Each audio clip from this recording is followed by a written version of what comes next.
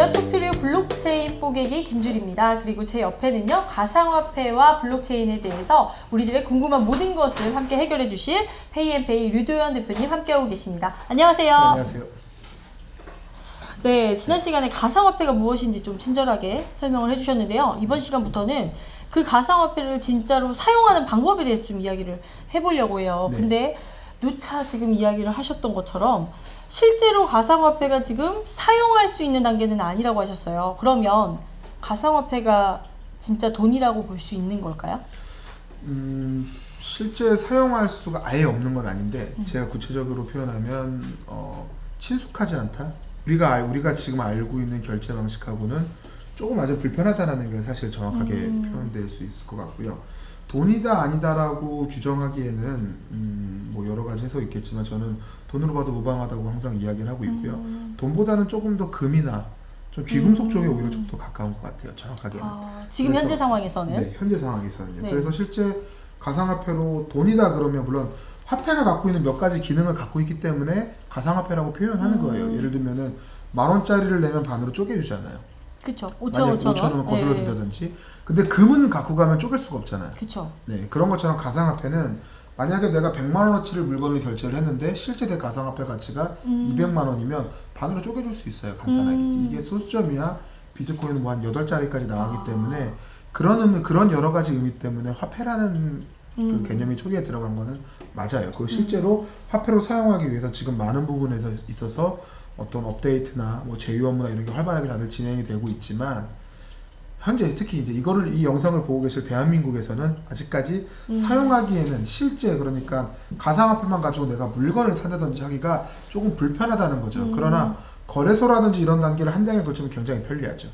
거래소에서 가서 그냥 원하는 가격에 판매를 하고 그 돈을 입구를 받아서 그냥 결제를 하면 되는 문제거든요. 그런 면에 있어서는 확실히 이거는 화폐로 보셔도 무방하다고. 어떤 가치를 함축하고 있기 때문에 맞습니다. 이게 그리고 어떤 현물과 연결될 수 있는 네. 현금으로 바꿀 수 있기 때문에 돈이다. 그렇죠. 지금 그 우리가 흔히 알고 있는 뭐 부자들의 재테크 네. 표현하면 어떤 뭐 저장을 해놓고 이런 것들 중에 제가 지난번부터 계속 말씀드리면 금, 또 뭐 그림, 뭐 와인. 도자기, 와인 뭐 이런 거 뭐 이거를 쉽게 팔 수가 없잖아요. 팔려면 시간이 걸리고 이거를 알아봐주는 사람이 나와야 되죠. 그런데 또 주식 같은 경우에도 네. 내가 들고 있다라고 해서 오늘 팔아도 주식은 돌아오는데 3일이 걸리거든요. 그쵸. 돈이 들어오려면. 그래서 급할 때 이걸 못 쓰는 경우가 굉장히 많아요. 그런데 가상화폐는 좀 이해가 다르죠. 내가 원하는 시간에 물론 금액적인 부분만 내가 동의를 한다면 바로바로 팔아서 현금으로 바꿀 수가 있죠. 그래서 어떤 유동성 자산보다 훨씬 더 빠르고 정확한 유동성 자산일 뿐더러 그 가치 자체에도 화폐라는 기능이 들어가 있기 때문에 사실 이거는 뭐 돈이라고 보셔도 저는 무방하다고 생각합니다. 듣다 보니까 오히려 네. 이런 뭐 백화점 상품권 이런 것보다 네. 훨씬 더 맞습니다. 원하는 때에 바꿀 수 있기 때문에 진짜 화폐의 가치는 가지고 있는 것 같다는 생각이 듭니다. 그러면서 궁금해지는 이야기가요. 네.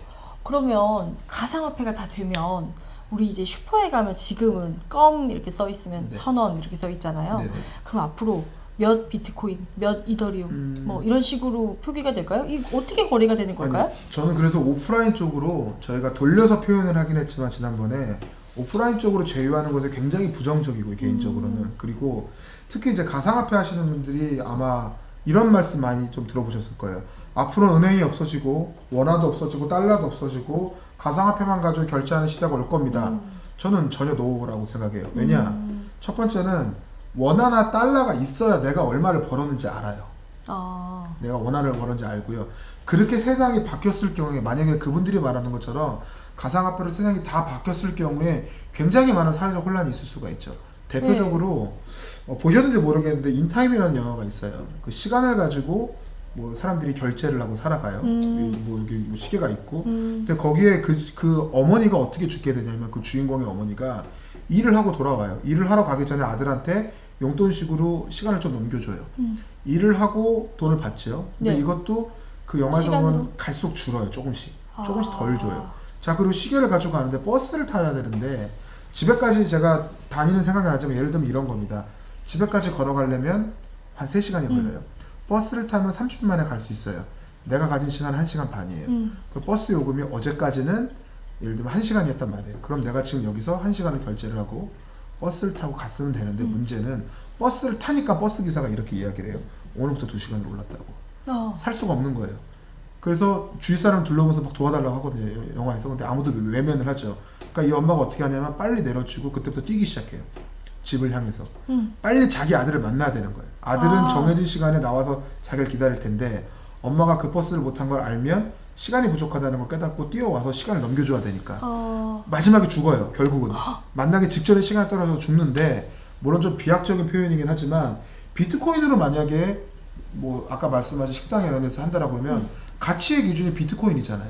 그러면 오늘 껌을 하나 사는데 갑자기 비트코인 가격이 뭐 예를 들어 어제는 비트코인 1개면 껌을 한 통 줬는데 오늘 갑자기 2통이라 이거예요. 자 그러면 2코인? 예, 2코인. 예. 2코인으로 만약에 껌을 한 통 살 수 있다라고 하면 나는 1개만 들고 갔는데 결제가 안 되는 거예요. 네. 근데 이게 단순히 이런 먹거리나 이런 데는 좀 낫지만 내가 정말 중요한 미팅장에 가야 되는데 갑자기 가상화폐의 어떤 비트코인 가격이 뭐 버스 한 번 타는데 갑자기 2개로 오른다. 그럼 버스를 못 타는 거죠. 그래서 오프라인 결제는 안 된다라고 하는 거예요. 고정은 돼 있어야 돼요. 고정은 돼 있어다라는 말은 원화나 달러 같은 걸로 슈퍼나 일반 오프라인 매장에서 끊임없이 그 금액이 사람들의 머릿속에 인식이 있어야 돼요. 껌 하나는 1,000원이고 이런 게 고정이 돼야 된다는 거죠. 그런데 아까 말씀하신 것처럼 비트코인을 그렇게 바뀌어버리면 비트코인이 갖고 있던 어떤 인플레이션이 없다 이런 장점이 다 사라져요, 한 번에. 그러니까 그거는 의미가 없어지고 마치 그냥 페이가 되는 거예요, 그렇게 되면. 그렇기 때문에 기존의 은행을 대처한다 아니에요. 기존의 은행을 대처하는 건 지금 페이들이 하고 있어요. 무슨 뭐 위챗페이, 무슨 뭐 삼성페이, 각종페이들이 다 하고 있어요. 1대1 거래잖아요, 그거. 네. 1대1 거래니까 가격이 고정되어 있고 이제 고정 가치를 안 하기 때문에 이미 돼 있고, 가상화폐는 이것과 전혀 별개의 개념인 겁니다. 그래서 이건 대체는 절대 할 수가 없어요. 대처하는 순간에 이건 페이 되는 거예요, 그냥. 그래서 의미가 없습니다. 그러면 일단 네. 가상화폐 중심으로 모든 생활이 바뀌는 것은 사실상 조금 혼란스러운 그렇죠. 상황을 야기할 수 있기 때문에 맞습니다. 어렵지 않을까. 그 다음에 가장 중요한 거는 가상화폐가 처음에 나왔던 개념 자체가 뒤집히는 거예요. 가상화폐를 처음에 이제 이 비트코인이라는 어떤 논문이라고 해야 되나요? 발표했던 사토시가 처음에는 그 논문 자체는 그런 얘기를 잘 안 하다가 나중에 이런 얘기를 했어요. 내가 이 비트코인을 시작하게 된 가장 큰 이유는 2008년에 뭐 리먼 브라더스로부터 시작된 어떤 그 서브프라임 모기지론 사태를 바라보면서 월가나 그동안 자기들이 신봉하고 있던 월가나 기존의 제도권이 내가 갖고 있는 돈에 대한 가치를 지켜주지 못하더라. 그러니까 가상화폐 블록체인을 통해서 내가 갖고 있는 돈에 대한 가치는 우리가 지키자라고 해서 나온 건데 그 가치가 한 번에 무너지는 거죠. 시장으로 넘겨줘 버리면. 맞습니다. 아니, 정확하게는 시장이 아니라 전체가 다 그렇게 됐다라고 하면 금액 고지도 할 거 아니에요, 그때부터. 자, 무조건 앞으로 비트코인 하나는 껌 1개예요. 그럼 비트코인 1개 그냥 껌 1개가 되는 거예요. 그럼 껌이 기준이 되든 어떤 게 기준이 또 잡히겠죠. 그러면 비트코인이 갖고 있던 그런 내용이 다 무너지고 결국은 다시 제도권에 사는. 물론 어느 시점에서 그렇게 갈 거예요, 가상화폐도. 통폐합이 되든 뭐가 되든 그렇게 진행을 하겠지만 그렇기 때문에 더더욱 은행이 넘어간다? 그건 전혀 아니라고 봅니다. 그러면은 이제 설명을 듣다가 생각해 보니까 전 세계가 어떤 가상화폐로 통폐합이 되거나 할 가능성도 거의 없겠네요. 전 세계가 통폐합이 된다라기보다는 송금이나 이런 게 편리해지긴 하겠죠. 수수료가 내려가고. 그런데 그 돈을 최종 바꾸는 순간에는 역시 또 원화나 그 나라의 국가의 돈이 들어갈 거 아닙니까? 제가 미국으로 돈을 보내는데 예를 들면 100 비트코인을 보냈어요. 100 비트코인이 얼마인지 그 나라 사람들은 알아야 될 거 아니에요. 여기서는 비트코인 하나가 1,000만 원인데 그 나라에서 500만 원이다라고 하면 더 보내야 되는 건데 그거를 기준을 매기는 것 자체가 그 나라의 고유 화폐가 있기 때문에 국가 간의 결제를 할 때 대신 사용할 수는 있겠으나 그렇다고 해서 이걸로 다 대체될 수는 없는 거죠. 그러니까 지금 현재 존재하는 화폐의 가치를 조금 더 편리하게 맞습니다. 주고받을 수 있게끔 하는 게 그러면 결국은 가상화폐의 역할이네요. 부자재 역할까지는 가능하겠으나 완전히 주객이 전도되는 건 전 불가능하다고 보는 겁니다. 최소한 빠른 시일 안에 그렇게 되기는 좀 어렵겠다라고 네. 말씀하시는 거고요. 그러면은 이용을 할 때는 비트코인 사용자는 비트코인 사용자끼리, 이더리움은 이더리움끼리, 엑스바이더리움은 엑스바이더리움끼리. 요거는 어떻게 호환이 서로 되지는 않는 건가요? 원래는 그렇게만 아직까지 제가 알고 있는 범위에서는 그렇게 되는 데는 없고요. 왜냐하면 지갑 주소나 전산 구성 자체가 다른 거예요. 그러니까 비트코인 네트워크가 이렇게 있으면 이쪽에 이더리움 네트워크가 있는 겁니다. 두 개는 당연히 전혀 동떨어진 색인 거죠. 그래서 그런 건 안 되는데 요거를 연결하는 데가 거래소죠. 그래서 거래소고요. 그래서 해외에 있는 거래소들은 비트코인만 가지고 다른 가상화폐를 다 거래하기도 해요. 0.000 비트는 뭐 1, 뭐 예를 들어 이더리움, 뭐 1x 막 이런 식으로 거래를 해요. 그건 그래서 그걸 하는 거는 이제 거래소들이라는 이제. 그러니까 각자 갖고 있어야 될 화폐 단위는 고유의 화폐 단위는 다 존재를 하는 상태로 네, 맞습니다. 어쨌든 뭐 각 이런 가상화폐의 존재 자체는 그대로 다 근데 고유의 이거는 이미지를 갖고 가는 거네요. 예, 이건 가상화폐뿐만 아니라 돈도 그래요. 그러네요. 네, 돈도 마찬가지예요. 우리가 아무리 해외로 돈을 벌고 송금을 하거나 이럴 때 나는 원화로 계산되어 있지만 내가 원화로 계산되는 뒷면에는 이 원화를 가서 이걸로 달러를 사서 달러를 넘기고 이런 작업이 있잖아요. 우리가 모르는 것뿐이지 똑같은 겁니다. 가상화폐. 그렇게 생각하시면 됩니다. 그러니까 얘네들을 뭐 서로 교차로 이용하고 이런 거는 불가능한 거고.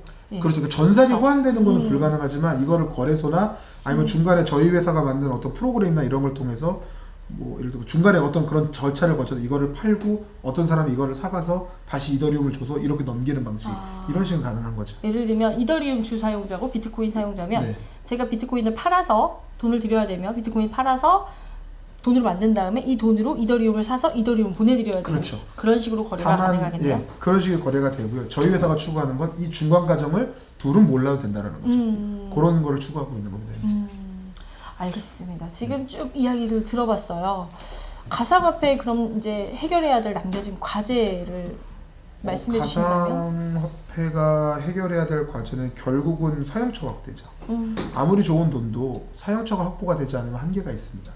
가상화폐가 화폐라는 단어를 붙이지 않았으면 괜찮아요. 그러나 많은 분들이 동의했고 지금 이미 화폐라는 단어를 쓰고 있기 때문에 가상화폐가 정말 화폐로서의 가치를 입증을 받으려면 실제 사용할 수 있는 사용처가 계속해서 늘어나야 되고요. 그거를 위한 어떤 뭐 법적인 문제나 제도적인 문제 이런 거를 많이 해결해야 되고요. 그 다음에 개인적으로 바라는 거는 가장 바람은 국가뿐만 아니라 국가에서 어떤 결정하시는 분들뿐만 아니라 가상화폐에 관심 있는 모든 분들의 계몽이 가장 전 큰 과제라고 봐요. 왜냐하면 너무 모르세요. 오늘도 이걸 촬영하고 있는 오늘도 분명히 뭐 정부에서 뭘 발표했다라고 했는데 TF팀을 발족하는데 그 안에 가상화폐 관계자는 아무도 없어요. 그러면 뭘 가지고 TF팀을 운영할 거냐는 거예요. 가상화폐 투자하시는 분들 같은 경우에 어떤 분들은 이메일도 모르고 투자를 하세요. 이메일이 없는데 어떻게 하시냐는 거예요. 가상화폐가 자기 지갑에 다운받으면 자기 지갑에 있는 줄 아세요. 정확 무슨 얘기냐면 내 핸드폰에 다운을 막 받아놓으면 이 안에 있는 걸로 착각하세요. 가상화폐도 같이 다운받아진 것처럼? 네, 그거 아니거든요. 뭐 나중에 기회가 되면 설명드리겠지만 접속할 수 있는 인증키를 주는 거예요. 정확하게는. 근데 이런 개념이 전혀 없으세요. 그래서 또 가상화폐를 개발하시고 운영하시는 분들도 사실 안 좋은 쪽으로 자기들의 자료가 많이 이용되다 보니까 자료 만드는 것도 굉장히 꺼려하세요. 그러다 보니까 아시는 분들은 계속 아시고 모르는 사람은 계속 모르고 이걸 가지고 안 좋은 쪽으로 이용하시는 분들은 계속 안 좋은 쪽으로 이용하고 이 악순환을 끊고 가상화폐가 정말 제도권 내지는 대중적으로 조금 더 환경이 넓어지고 하려면 저는 기본적으로 가장 근본적인 거는 우리가 서로 좀 공부를 좀 해야 된다고 생각을 하고 그런 쪽으로 정보나 이런 계속해서 공유가 좀 활발하게 일어나야 된다고 생각을 합니다. 네. 정부 관계자들이 저희 이런 토크쇼를 좀 보시고 네. 공부하고 또 이렇게 대책을 얼마든지. 마련할 수 있도록 네. 이렇게 또 콜을 주시면 좋겠다는 말씀을 좀 해주셨어요. 네. 오늘 이 시간이 그렇게 또 공부를 하고자 하는 분들에게 피가 되고 살이 되는 그런 소중한 시간이었으면 좋겠습니다. 네, 감사합니다. 고맙습니다.